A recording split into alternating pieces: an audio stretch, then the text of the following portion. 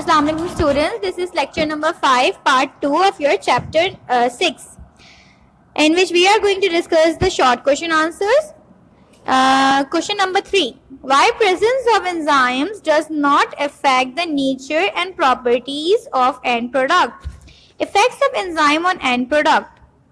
Enzymes are biocatalysts. Catalysts speed up the reaction by lowering its activation energy. When an enzyme starts a chemical reaction, it only catalyzes the reaction, hence does not utilize itself, which means even a single or little amount of enzyme can start a reaction and catalyze fastly, then its presence does not affect the nature and properties of end product. अब इस question में आपसे पूछा गया है कि जो enzyme है वो नेचर पे और जो एंड प्रोडक्ट हमारा जो एंड का बाय प्रोडक्ट होता है या एंड प्रोडक्ट जो हमारा किसी भी केमिकल के रिएक्शन में एंड में मिलता है उस पे इफेक्ट क्यों नहीं करता।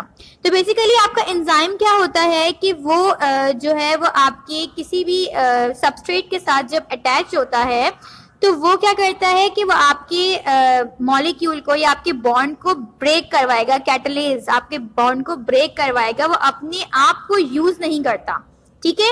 वो अपने एंजाइम यूज नहीं हो रहा होता बल्कि सिर्फ वो केमिकल रिएक्शन को स्पीड अप करवाता है, और जब रिएक्शन स्पीड अप होता है तो क्या होता है, बॉन्ड्स के बीच में जो लिंकेज होते हैं वो ब्रेक होते हैं और आपका जो भी एंड का बाय प्रोडक्ट मिलता है वो आपका जो है वो ब्रेक होकर प्रोडक्ट्स बन जाते हैं। इसमें कहीं भी एंजाइम आपका यूज नहीं हो रहा है, वो सिर्फ स्पीड अप कर रहा है। यही वजह है कि एक लिटिल अमाउंट ऑफ एंजाइम भी आपका केमिकल रिएक्शन जो है वो स्पीड अप करवा सकता है और वो आपके ना नेचर को इफेक्ट करेगा और ना ही आपके एंड प्रोडक्ट्स पे इफेक्ट करेगा, ठीक है। नेक्स्ट क्वेश्चन है आपका, now substrate concentration effect enzyme activity.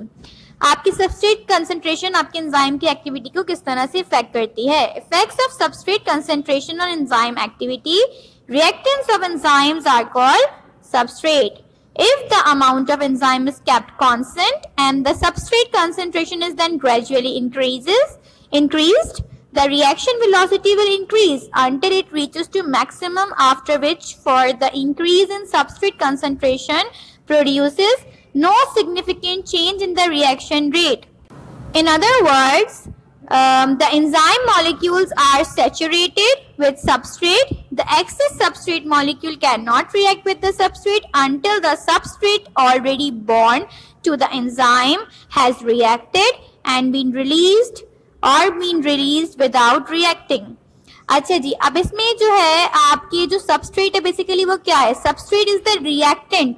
आपका जो एंजाइम जिसके साथ रिएक्ट करता है उसको हम सबस्ट्रेट कहते हैं और उसको हम रिएक्टेंट भी कहेंगे। किस तरह से रिएक्टेंट कहेंगे, क्योंकि वो एंजाइम के साथ रिएक्ट कर रहा है तो वो एंजाइम का रिएक्टेंट हुआ।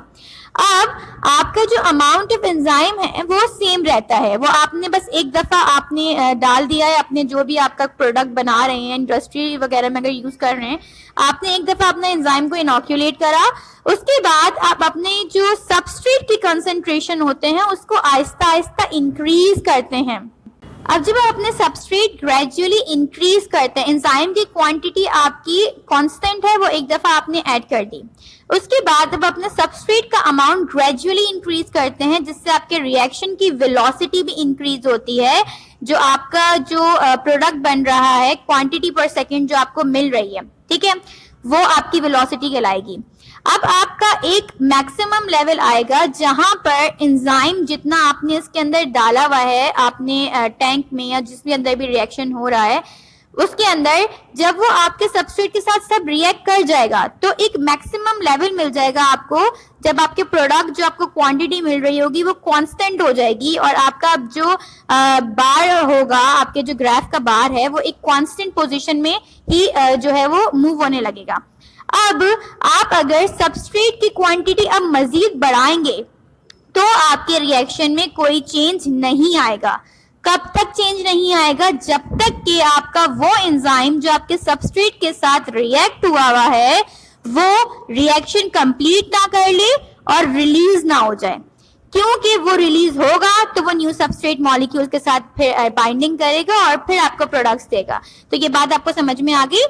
अब आपका नेक्स्ट क्वेश्चन है, how enzymes are used in industries. Uses of enzyme. Many enzymes are used commercially in industries. The most common industries: paper industries, food industry, brewing industries, and biodetergent. From paper industry to get cellulose for paper making. Cellulose क्या है आपका? Cell wall आपकी plant की जो होती है, जिस component से बनी हुई है, दैट इज कॉल्ड सेलुलोज. इससे आपका पेपर बनता है. नेक्स्ट आपकी फूड इंडस्ट्री है for making bakery products and pizza, जिसमें आप ऑर्गेनिजम्स यूज करते हैं. ऑर्गेनिज्म फर्मेंटेशन का प्रोसेस करते हैं, उसमें वो एंजाइम्स प्रोड्यूस करते हैं, जैसे मिथानॉल प्रोड्यूस करते हैं, और वो आपकी जो बेकरी आइटम्स के जो फूड प्रोडक्ट्स होते हैं उनके अंदर वो यूज होता है. जैसे यीस्ट है, आपकी यीस्ट यूज होती है. Yeast is an organism, fungi है, सैक्रोमाइसिस सर्विसाई उसका नाम है. ब्रूइंग इंडस्ट्रीज की आप बात करें तो for conversion of sugar into alcohol. Fermentation का प्रोसेस ये हो गया कि जब शुगर को हम जो है कन्वर्ट करवाते हैं, ब्रेक करते हैं, तो वो फिर अल्कोहल और कार्बन डाइऑक्साइड ये प्रोड्यूस करती है. बायो डिटर्जेंट की बात करें तो used to remove different types of stain. आपके जो बायो डिटर्जेंट होते हैं वो आपके डिफरेंट स्टेन, जैसे कि प्रोटीन का या लिपिड का कोई स्टेन है तो उसकी, या ग्रीस है, उनकी केमिकल कॉम्पोजिशन को ब्रेक करते हैं. तो उनको ब्रेक करते हैं तो आपके जो स्टेन है वो आराम से रिंस आउट हो जाते हैं. तो बायो डिटर्जेंट आपके इस तरह के जो डिफिकल्ट टास्क होते हैं, स्टेन्स होते हैं, उनको तो क्लीन करते हैं, पर आपके ये स्किन के लिए थोड़े से हार्मफुल होते हैं, बिकॉज ये एलर्जी और एक्जिमा वगैरह कॉज कर सकते हैं, क्योंकि इनकी जो कॉम्पोजिशन है वो बहुत ज्यादा कैसी होती है, हार्ड होती है, जो कि आपके प्रोटीन और लाइपेज जैसे जो आपके जो मैक्रोमोलिक्यूल्स हैं उनको ये जो है वो तोड़ती हैं. तो इसीलिए ये आपकी स्किन में भी एलर्जी और एक्जिमा कॉज कर सकती हैं. Thank you students.